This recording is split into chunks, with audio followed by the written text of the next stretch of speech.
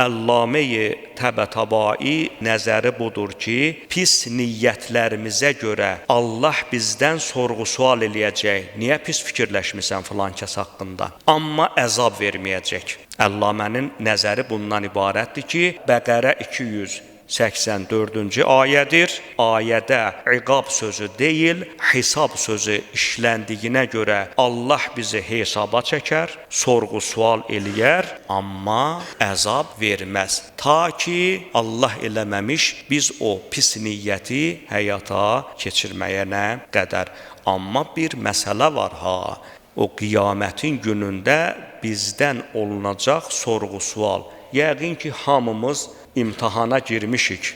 Orta məktəbdən, ali məktəbə oxuyanlar varsa, ali məktəbə qədər. İmtahanda həyəcan hamımıza bəllidir. Hələ bu sadə dünya imtahanıdır. Onda qalmış ki, məhşər səhnəsində bizi gətirələr ki, səni niyyətinə görə sorğu-suala çəkəcəyik.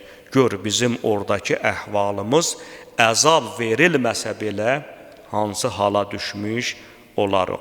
Ona görə deyirik, Allahumma inni əuzu bikə min əzabil haşr.